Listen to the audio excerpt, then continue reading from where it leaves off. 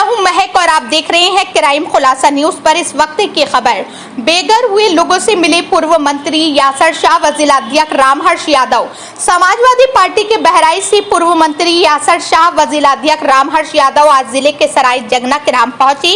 Court के आदेश पर कुछ दिन पहले गिराई गई दुकानों और मकानों से बेघर हुए लोगों से मुलाकात की।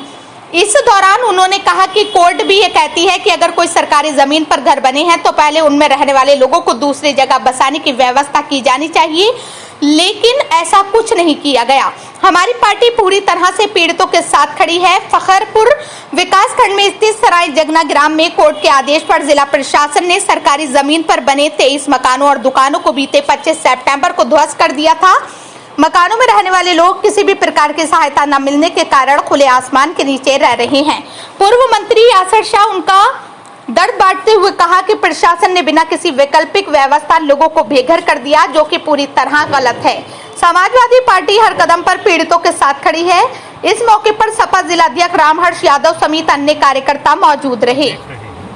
इस मंजर के बारे में पूर्व जिला पंचायत सदस्य फारूक से हमने हाल चाल उसी दिन लिया था जिस दिन ये घटना हुई थी। इसके बाद बराबर माननीय राष्ट्रीय अध्यक्ष अखिलेश यादव जी से यहाँ के बारे में अवगत कराया और उनके निर्देश पर आज माननीय यासर शाह साहब, पूर्व मंत्री जी, पूर्व विधायक माननीय रमेश गौतम जी और हम लोग आए हैं यहाँ। जो यहाँ मंजर देख रहे हैं बड़ा भयानक और बड़ा अमानवीय है और मैं तो समझता हूँ कि इस मंजर को धरातल पर अगर योगी बाबा स्वयं देख ले तो उनका कलेजा काँप जाएगा।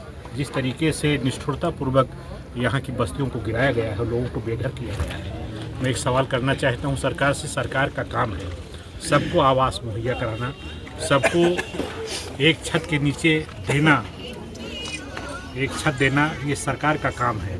और एक ऐसी सरकार है जो जात और धर्म को देख करके उनकी मेहनत की कमाई से जो छतें बनाई। मैं देख रहा हूँ यहाँ 50-60 साल और 100-100 साल की पुरानी बिल्डिंगों को ध्वस्त कर दिया गया। ये तो आबादी में दर्ज होगा। और जो लोग ये कह रहे हैं कि इनके पास कोई कागज़ नहीं है, मैं आज की तारीख में मेरी 35 साल की वकालत है, 80% किसी गांव का कागज़ कोई आदमी अब घरौनी बनाने का आदेश हुआ है और वो भी घरौनी नहीं बन पा रही, कहीं नहीं बनी है। तो कहीं पर कोई टाइटल, जो गांव है, गांव की आबादी में गांव बसता है, यहाँ पर गांव में किसी की टाइटल नहीं होती है। 80% आबादी में लोग बसे हुए हैं उत्तर प्रदेश की, जहाँ तक मुझको जानकारी है। और जो ये स्टेट हो जाती है, जो संपत्तियां जो आदमी पहले से बस जाता है वो वहाँ का भूमधर मान लिया जाता है। ये हमारी कानून ही ये कह रही है। लेकिन कहीं ना कहीं इस चीज़ को सरकार को और हमारे प्रशासनिक अमले को इस चीज़ को माननीय उच्च न्यायालय के सामने रखना चाहिए। लेकिन उन्होंने जानबूझ करके, चूँकि जिला प्रशासन में भी ऐसी चीज़ें हैं कि टीआरपी बटोरने के लिए जिला अधिकारी और जितना उनका राजस्व का प्रबंध तंत्र है, इसी में लगा है कि जितना हम एक वर्ग विशेष के घरों को गिरा देंगे उतनी हमारी नौकरी पक्की होगी, उतना अच्छा जिला मिलेगा। इसी के तहत ये सब कार्यवाही की गई है। ये बहुत अमानवीय है और मैं माननीय राष्ट्रीय अध्यक्ष से कहूँगा कि ये विधानसभा में मामला सराय जगना का उठाया जाएगा भरपूर तरीके से, और जितनी मदद हो सकेगी समाजवादी पार्टी के नेता देने का। कार्रवाई हुई, बेघर हुए लोग, उनके बारे में क्या कहेंगे?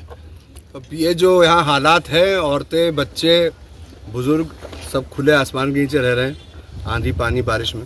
और कोर्ट का आदेश जो था और जो शासन प्रशासन ने कार्रवाई करी है, कोर्ट का आदेश देखने के बाद ही पता चला कार्रवाई विधिक हुई है कि नहीं हुई है। हमारे हिसाब से कार्रवाई विधिक नहीं हुई है, और अगर कार्रवाई विधिक नहीं हुई तो कोर्ट का दरवाज़ा फिर से खटखटाया जाएगा। इन गरीबों के लिए जो राहत, जो मदद हो सकती है, राष्ट्रीय अध्यक्ष जी ने हम लोग को आदेश किया।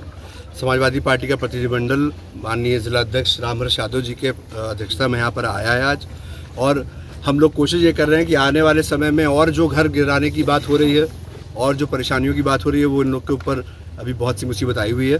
और हमें पूरी आशा है कि न्यायालय हम लोग को न्याय देगा और उसके लिए हम कोर्ट का दरवाज़ा खटखटाएंगे। यहाँ पर एक डेलीगेशन जो आया है सपा का, इसमें इन लोगों को क्या कोई सहायता भी दी जाएगी?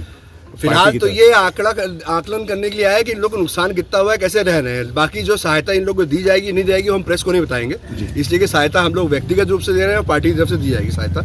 लेकिन क्या सहायता दी जाएगी, क्या नहीं दी जाएगी, ये सरकार को सोचना चाहिए कि किस इंसानियत को के चलते हुए इन गरीब छोटे छोटे बच्चों को आप अगर यहाँ पे देखें तो सब उजड़े पड़े हुए हैं, बेघर हो गए हैं, रहने के लिए नहीं है, खाने के लिए रोड नहीं पर है। रह रहे तो हैं। सहायता हम लोग तो देंगे, सरकार क्या करेगी? सरकार ने किस दुश्मनी में आकर के और किस जिद में आके इन घरों को गिराया है जहाँ पे बच्चे तक बेघर हो गए? सहायता सरकार को देनी चाहिए। अगर आपने बेघर किया है, मान लिया चलिए कि आपने बेघर कर दिया कोर्ट के आदेश पे, लेकिन क्या आप इस लायक नहीं कि 2 वक्त की रोटी दे सकें गरीबों को? अभी तक किसी भी पीड़ित परिवार को तहसील प्रशासन द्वारा एक तिरपाल भी नहीं दिया गया है कि बारिश भी हुई है और ऐसे में मौसम का मार भी है, रात में ठंड हो जाता है, बीमार हो सकते हैं, मच्छरों का प्रकोप है। इस बारे में क्या कहें? ये तो मैं इस बारे में क्या कहूँगी, तो आपने सब कुछ खुद ही बता दिया कि सरकार ने क्या किया क्या नहीं किया। तो प्रेस के बंधुओं से यही विनती है कि जो सच्चाई है वो दिखाइए, ये बताइए कि सरकार किस हद तक निरीह हो चुकी है, किस हद तक बेलगाम हो चुकी है कि गरीबों की यहाँ तक नहीं पहुँचती उनके कानों तक। प्रशासन का ये कहना था कि इनके पास कोई कागज नहीं थे उस जमीनों पे, जिसकी वजह से ये घर ढहाए गए। देखिए, गरीबी और बेरोजगारी और मजबूरी कागज नहीं मांगती है, भूख कागज नहीं मांगती है, बच्चे कागज नहीं मांगते हैं। सरकार खाना तो दे ही सकती है, छत तो दे ही सकती है, छत नहीं है इनके पास, छत देने का काम सरकार करेगी कि हम करेंगे? पुनर्वास के लिए इनके लिए व्यवस्था। गरीबी कागज नहीं मांगती है महोदय, गरीबी भूख खाना मांगती है। अभी प्रक्रिया चल रही है कि लोगों को आवासीय पट्टा दिया जाए, तो यहाँ पे के जो आवाम है वजीरगंज और सरायजगना के, इनकी मांग है कि इस कस्बे के आसपास में ही उन्हें बसाया जाए, कहीं दूर न ढकेला जाए। रूप दिया जाए या जैसे भी दिया जाए, लेकिन सरकार इनकी सहायता करे और सरकार को इनकी सहायता करनी चाहिए। इंसानियत के नाते गरीबी देखते हुए सरकार को बहुत जल्द इन लोगों को सहायता पहुंचानी चाहिए। मुझे उम्मीद है कि शासन प्रशासन इस बात का ध्यान रखेगा, सरकार जागेगी और इनको सहायता जल्दी मिलेगी। धन्यवाद।